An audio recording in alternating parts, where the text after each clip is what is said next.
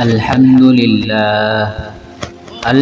لله نحمده ونستعينه ونستغفره ونؤمن به ونتوكل عليه ونعوذ بالله من شرور أنفسنا ومن سيئات أعمالنا من يهده الله فلا مضل له ومن يضلله فلا هادي له ونشهد أن لا إله إلا الله وحده لا شريك له ونشهد أن سيدنا وسندنا وشفيعنا وحبيبنا ومولانا محمدا عبده ورسوله صلى الله تعالى عليه وعلى آله وأصحابه وأزواجه وذريته أجمعين أما بعد قال الله تبارك وتعالى أعوذ بالله من الشيطان الرجيم بسم الله الرحمن الرحيم يا أيها الذين آمنوا كتب عليكم الصيام كما كتب على الذين من قبلكم لعلكم تتقون صدق الله العظيم وصدق رسوله النبي الكريم ونحن على ذلك لمن الشاهدين والشاكرين والحمد لله رب العالمين۔ محترم بزرگوں اور دوستوں اور نوجوان ساتھیوں، یہ رمضان المبارک کا مہینہ چل رہا ہے جس کا آج دوسرا روزہ ہے۔ یہ رمضان المبارک ہجری کیلنڈر کے اعتبار سے نواں مہینہ ہے۔ اسلام میں اس مہینے کو بڑی اہمیت حاصل ہے۔ نبی اکرم صلی اللہ علیہ وسلم رمضان کی آمد سے پہلے ہی اس مہینے کی تیاری شروع فرما دیتے تھے۔ خاص کر شعبان کا مہینہ رمضان کے انتظار میں گزرتا تھا۔ ام المؤمنین حضرت عائشہ صدیقہ رضی اللہ تعالی عنہ فرماتی ہیں کہ حضرت صلی اللہ علیہ وسلم جتنا شعبان کے ایام گننے کا اہتمام فرماتے تھے اتنا دیگر کسی مہینے کا اہتمام نہ فرماتے تھے۔ پھر رمضان کا چاند دیکھ کر روزہ رکھتے، اگر مطلع ابر آلود ہوتا تو 30 دن کا عدد پورا فرماتے تھے۔ تو اس حدیث شریف سے معلوم ہوا کہ 29 شعبان کو رمضان المبارک کا چاند دیکھنے کا اہتمام کرنا چاہیے، اور اگر اس دن چاند نہ دکھائی دے یا چاند کی اطلاع نہ ملے تو 30 کا عدد پورا کر لینا چاہیے۔ رمضان المبارک کی فضیلتیں بہت ہیں۔ رمضان المبارک کا یہ جو مہینہ ہے بہت اہمیت کا حامل ہے، فضیلت کا حامل ہے۔ یہ مہینہ بڑا ہی مقدس ہے، یہ مہینہ بڑا ہی بابرکت ہے۔ اس مہینے میں ہم اللہ تبارک و تعالیٰ کو منانے کی کوشش کریں، اس مہینے میں ہم اللہ تبارک و تعالیٰ کی خوب عبادت کریں، اس مہینے میں ہم گناہوں سے خوب بچنے کی کوشش کریں۔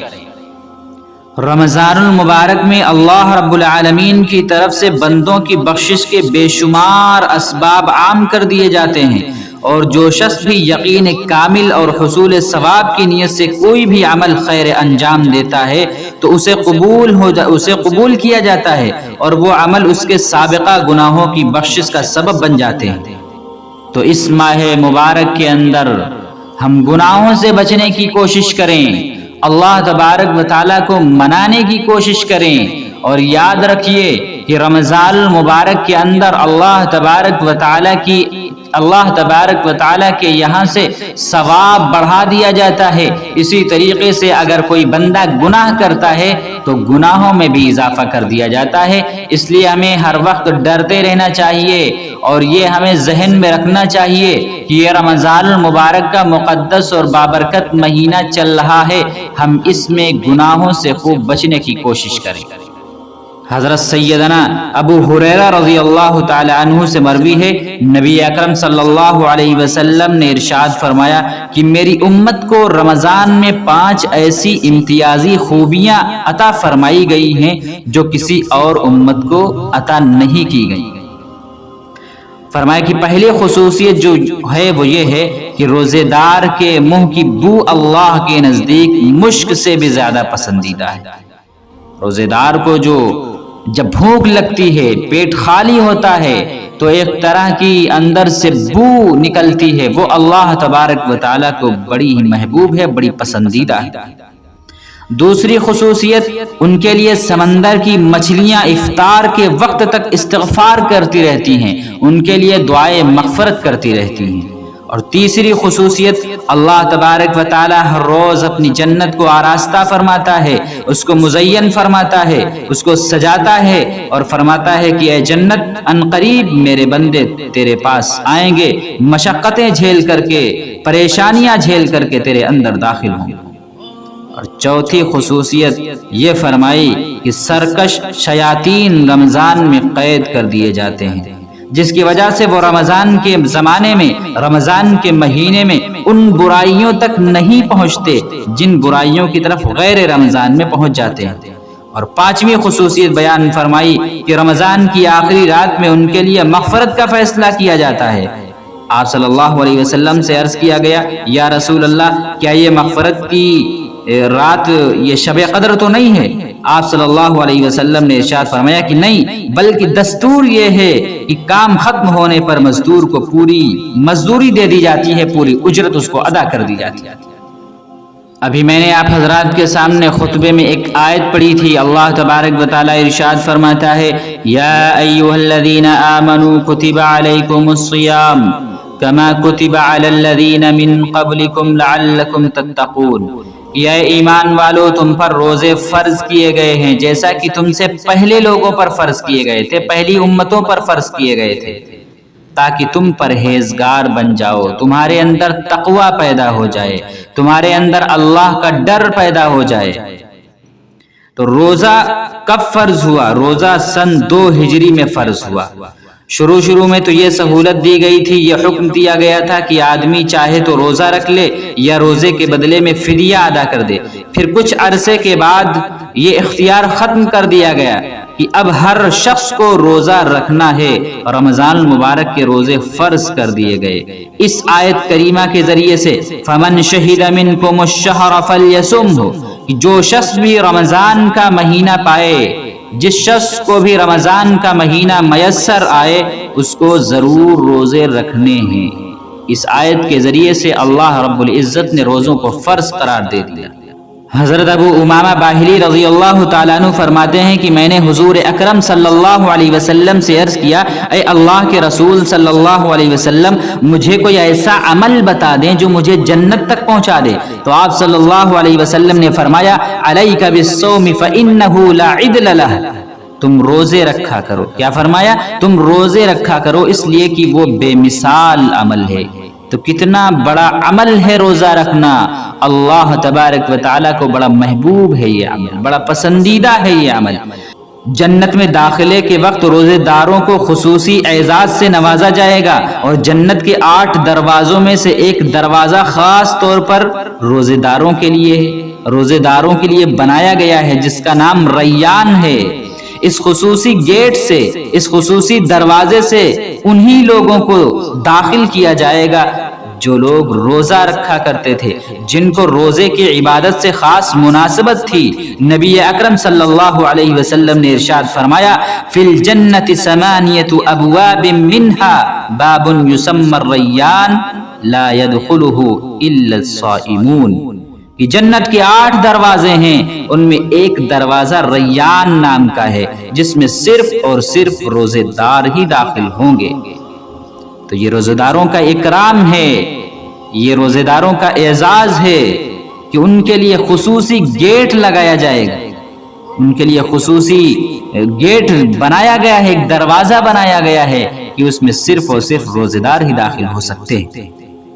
اس لیے ہم لوگوں کو چاہیے کہ فرض روزوں کے ساتھ ساتھ کچھ نفلی روزے بھی رکھ لیا کریں، نفلی روزوں کا بھی اہتمام کر لیا کریں، تاکہ ہمیں بھی آخرت میں باب الریان سے داخلے کی خصوصیت نصیب ہو جائے۔ حدیث شریف میں آتا ہے کہ روزے دار کی دعا ضرور قبول ہوتی ہے۔ نبی اکرم صلی اللہ علیہ وسلم نے فرمایا کہ 3 شخصوں کی دعا رد نہیں کی جاتی ہے۔ پہلے روزے دار کی دعا افطار کے وقت، افطاری کے وقت روزے دار کو چاہیے کہ وہ دعا مانگے، اللہ تبارک و تعالی یہ دعا ضرور قبول فرماتا ہے۔ دوسرے عادل بادشاہ کی دعا، انصاف کرنے والا بادشاہ ہے، اس کی دعا کو بھی اللہ تبارک و تعالی رد نہیں فرماتے بلکہ قبول فرما لیتے ہیں۔ اور تیسرے فرمایا کہ مظلوم کی دعا بھی رد نہیں کی جاتی ہے، قبول کر لی جاتی ہے۔ تو آج رمضان المبارک چل رہا ہے، مقدس مہینہ چل رہا ہے، افطار کے وقت ہم ضرور تھوڑا پہلے بیٹھ جائیں، دسترخوان بچھا لیں، جو انتظامات ہوں وہ پہلے سے تیار کر لیں، اور افطاری سے چند منٹ پہلے بیٹھ کر اللہ تبارک و تعالیٰ کے سامنے ہاتھ پھیلا کر اللہ تبارک و تعالیٰ سے رو رو کر گڑ گڑا کر دعائیں مانگیں تو اللہ تبارک و تعالیٰ ان دعاؤں کو قبول فرمائے گا۔ روزے کا اصل مقصد چونکہ تقوی کا حصول ہے، گناہوں سے اجتناب ہے، گناہوں سے بچنا ہے، لہٰذا جو شخص روزہ رکھ کر بھی گناہوں سے نہ بچے تو ایسے شخص کے بھوکے پیاسے رہنے کا کوئی فائدہ ہی نہیں ہے۔ جیسا کہ نبی اکرم صلی اللہ علیہ وسلم نے فرمایا کہ جو شخص روزے میں جھوٹی بات اور ناجائز کام کرے، ناجائز کلام کرے، اس پر عمل کرنا چھوڑ دے تو اللہ تبارک و تعالیٰ کو اس شخص کے کھانے پینے کو چھوڑنے کی کوئی ضرورت نہیں ہے۔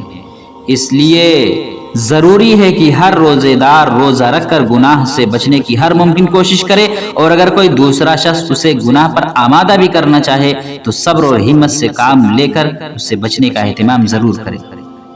بالخصوص زبان کی حفاظت ضرور کرنی ہے۔ روزے میں خاص کر غیبت اور چغلخوری وغیرہ سے بچنے کا بہت اہتمام ہونا چاہیے، جیسا کہ نبی اکرم صلی اللہ علیہ وسلم کا ارشاد گرامی ہے کہ جو شخص لوگوں کے گوشت کھاتا رہا یعنی غیبتیں کرتا رہا، اس نے گویا روزہ ہی نہیں رکھا۔ روزہ جہنم اور گناہوں سے بچنے کے لیے ڈھال کی حیثیت رکھتا ہے کہ اس عبادت سے ایسی قوت حاصل ہوتی ہے کہ آدمی کے لیے نفسانی اور شیطانی خواہشات کا مقابلہ کرنا آسان ہو جاتا ہے۔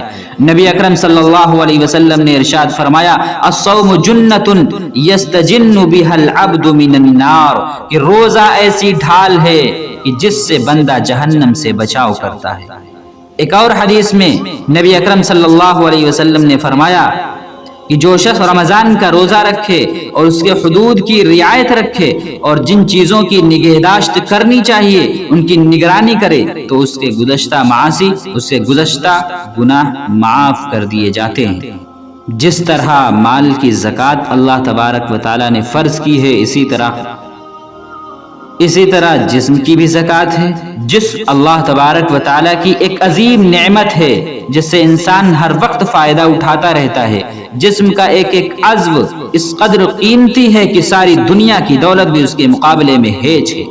اس نعمت کا حق یہ ہے کہ جس طرح مال دولت کی نعمت کی زکوٰۃ نکالی جاتی ہے، اسی طرح جسم کی بھی زکوٰۃ نکالی جائے، اور جسم کی زکوٰۃ روزہ ہے۔ نبی اکرم صلی اللہ علیہ وسلم کا ارشاد ہے کہ روزہ آدھا صبر ہے اور ہر چیز کی زکوٰۃ ہوتی ہے، اور بدن کی زکوٰۃ روزہ ہے۔ الصیام نصف الصبر وعلی کل شیء زکاۃ وزکاۃ الجسد الصوم۔ یہ چند باتیں تھیں جو رمضان المبارک کے تعلق سے تھیں، جو میں نے آپ حضرات کے سامنے بیان کر دی ہیں۔ اب ہمیں چاہیے کہ ان باتوں پر عمل کریں اور قرآن کریم کی تلاوت خوب کریں، کیونکہ قرآن کریم کو رمضان المبارک سے خاص مناسبت ہے۔ قرآن کریم اسی مہینے کے اندر نازل ہوا ہے، اور قرآن کریم قیامت کے دن سفارش کرے گا بندے کے حق میں، تو وہ سفارش قبول بھی کی جائے گی۔ اس لیے ہمیں چاہیے کہ جو باتیں کہی گئی ہیں ان پر عمل کریں اور اللہ تبارک و تعالیٰ کو منانے کی کوشش کریں، اللہ تبارک و تعالیٰ کو راضی کرنے کی کوشش کریں، اور اخلاص کے ساتھ عبادت کریں۔ ریاکاری، نام و نمود، شہرت سے اپنے آپ کو علیحدہ کر لیں۔ اللہ تبارک و تعالیٰ سے دعا ہے کہ اللہ تبارک و تعالیٰ ہم سب کو ان باتوں پر عمل کرنے کی توفیق عطا فرمائے۔ وآخر دعوانا ان الحمد للہ رب العالمین۔